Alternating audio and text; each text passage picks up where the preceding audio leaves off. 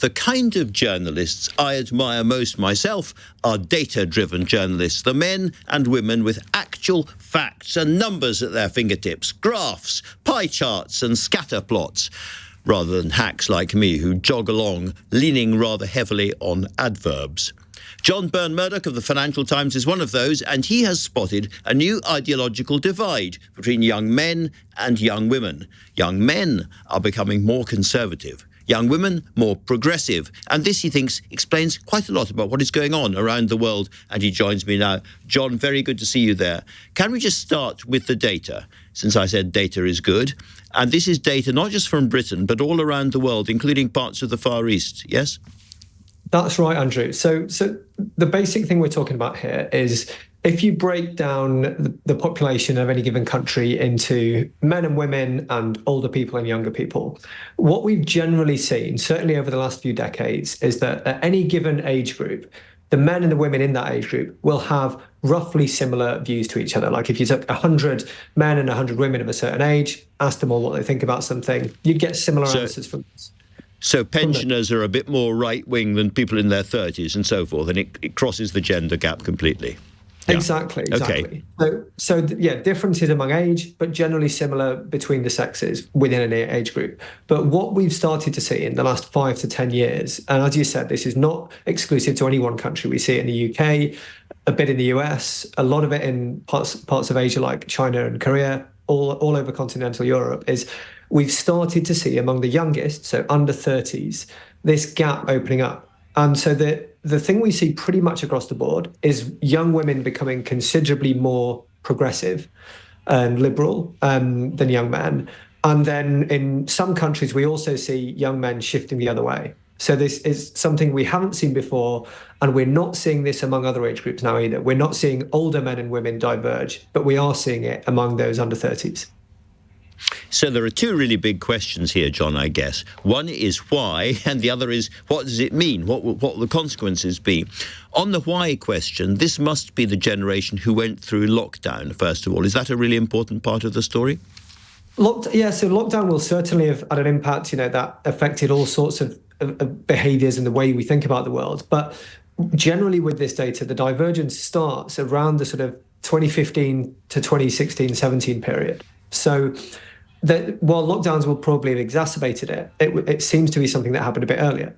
So there's lots of theories here for what's going on, and I suspect, as with anything, it'll be a bit of all of the above. In some parts of the world, so we talked about Korea and China earlier, there was a significant part of this was related to the Me Too movement. So you had of course that started then, and you're quite right. I'd forgotten that. Yes.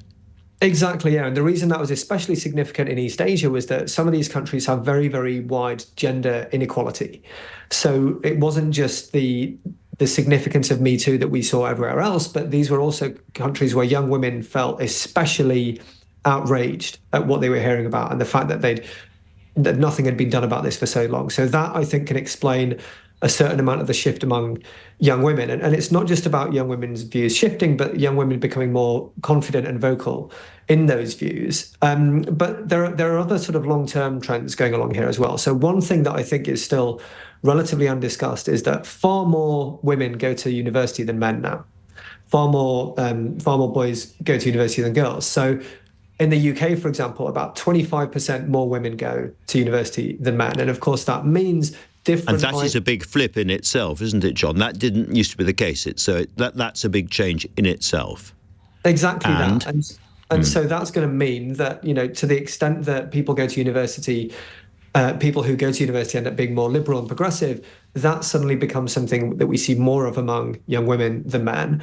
And on the flip side of that, the young men who are now disproportionately likely not to go to university find their sort of socioeconomic position diminishing. So you go from a position of thinking, if I just work hard, knuckle down, get a decent job, then I'll feel like I'm doing pretty well. But now some people in that group feel like they're not doing as well anymore and they're being overtaken. So that can be part of why we see some young men shift to the right. So is this a kind of economic industrial aspect to this, that, as it were, heavy industry and a lot of those technological, high status, high pay jobs that men used to value and be valued for have gone away from Western societies, and therefore there's an industrial reason for what you might call the Andrew Tate generation?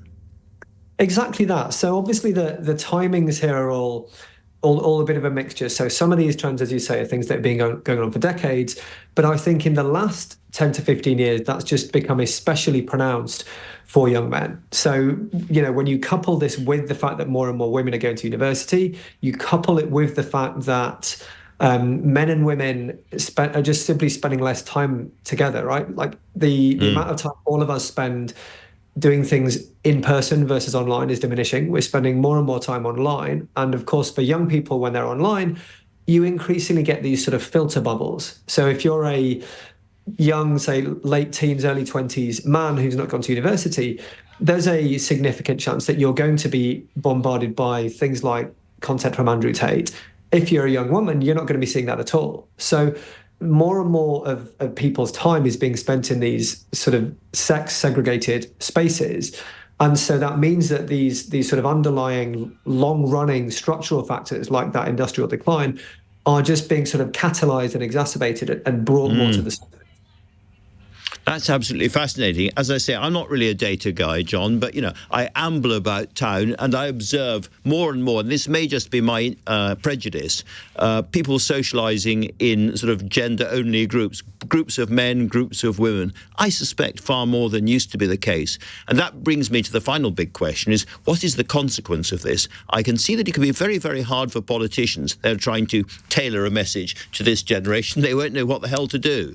But what about other implications of this? Yeah, and I mean, the political point is important as well, because again, you could look at an extreme example in Korea where the Conservative Party in Korea that won the last election has since abolished the Korean Ministry for Gender Equality. So when politics becomes about gender and about sex, then I think half of the population is going to be very unhappy either way. But yeah, certainly there are broader social implications here. So again, if we're starting to see a larger portion of young men and women not seeing eye to eye, then of course those young men and women are not going to end up in relationships. That is going to mean lower birth rates, lower marriage rates, and more, particularly just more young men who feel like lack of sense of. That's absolutely massive, John. Yes, this story interests me. The more I hear about it, the more I'm interested. And so, is this going to produce a whole new area of data journalism, looking at sexual and gender differences in this particular generation? Is this an entire new academic discipline coming? Yeah, and look, there's plenty of people already are doing fascinating work in this space in academia and have been for some time now. But yeah, I think if this gap continues to get wider because of these huge social implications, there'll be a lot more research into what can be done to bring the sexes back together.